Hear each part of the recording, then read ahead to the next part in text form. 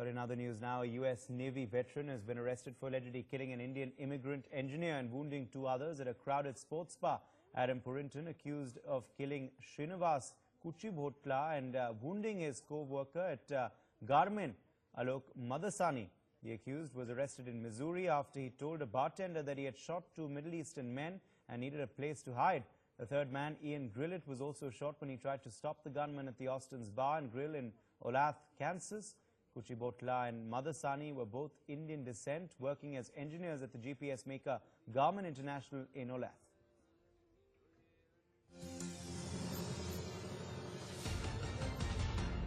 Well, we're getting breaking details coming in on this story. External Affairs Minister Sushma Swaraj has condemned the United States shootout incident. Taking to Twitter, she wrote, "I am shocked at the shooting incident in Kansas in which Srinivas Kuchibhotla has been killed. My heartfelt condolences to the bereaved family."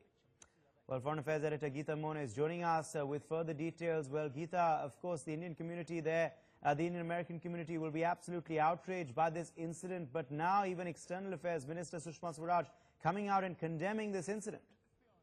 Well, that's right. The External Affairs Minister has gotten in touch with the mission in Washington, D.C., and the mission and the ambassador spoke with the Minister for External Affairs and has given details of, one, the fact that an Indian has been shot dead, and the co-worker who was also injured, Alok Madasani, he also was injured and was in hospital, but now is out of danger and out of the hospital. A team of two from the mission are being sent to Kansas to look into the details. And given that they were Indians or of Indian origin, particularly of Indians, Akshay, is the reason why we will be looking at the mission taking up the issue and the matter with the U.S. authorities. This is a serious matter. It is one of the most dastardly racist attacks that we've seen in the recent past. It is not new to India, where Indians have been attacked in the United States of America, but had not happened in a long time, and certainly not an Indian being killed or shot dead.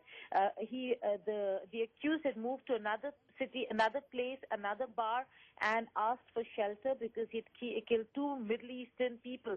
So it is a racist attack. He assumed they were Middle Eastern. He's a U.S. veteran. We do not know where he served, but certainly a great concern for what is really happening in the United States. And from the nature of the details, Geeta, coming out of this incident, and of course what he uttered after, it's clearly a racist attack. I mean, there can be no two ways to look at it.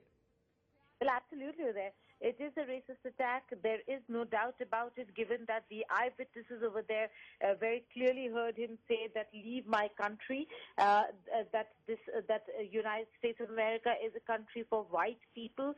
He certainly is a white supremacist and follows the ideology, and took such an extreme step of killing. We do not know what the mental state of the individual really is. He has been arrested by the authorities. There is going to be action against him, but we do not know whether he's going to accept and confess in custody, and then whether if he's going to take up the case as pleading guilty or not. And if not, then it might be a long-drawn process, but certainly there are eyewitnesses who are willing to come forward and speak. So the case for the family, unfortunately for the family that has lost a dear one, and for the man who's been injured. There are two people who were injured. One, again, an Indian of Indian origin, and a co-worker at Garmin, Alok, and also another Ian, who would try to stop this culprit from going ahead and shooting further or going to a killing spree, was also injured. So Ian Grillett and Alok Madasani are injured, but they're out of danger and they're out of the hospital. And there is one man, one Indian, who's lost his life and is survived by his wife. A very unfortunate incident indeed, and will certainly have to, with the U.S. administration will certainly have to look into what is really happening in their own country. Absolutely. Well, we leave it there, Geeta Mohan. Thanks for joining us with all those details. In fact, now we're getting a report which will sum up more details for our viewers. Let's play it out.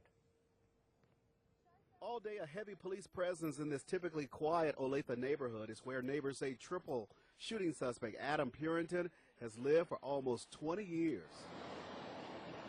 I never seen him really get angry. Richard Morris lives next door to Purinton. Morris says Purinton, a 51-year-old Navy veteran, lives alone in this two-story house. Just quiet, kind of reclusive. The last couple years since his father died, you didn't see him much. He just kind of stayed by himself. Another neighbor tells Fox 4 Purinton owned several guns and had a battle with alcohol. A look into Purinton's record reveals in 1999 and 2008, he received speeding tickets in Johnson County. A 1999 DUI ticket Purinton got, also in Johnson County, was dismissed. Back in Purinton's neighborhood today, several detectives knocked on doors, talked to neighbors, and showed many of them a picture of the man now charged with killing one person and shooting two others inside a popular restaurant and bar. A little scared that it was so close to us, so close to home. Olathe Northwest High School teacher Jennifer Wellborn lives about a block away from the murder suspect's house. We go to Austin's, we have kids, it's a family place, we enjoy it. You obviously never expect something like that to happen in your neighborhood.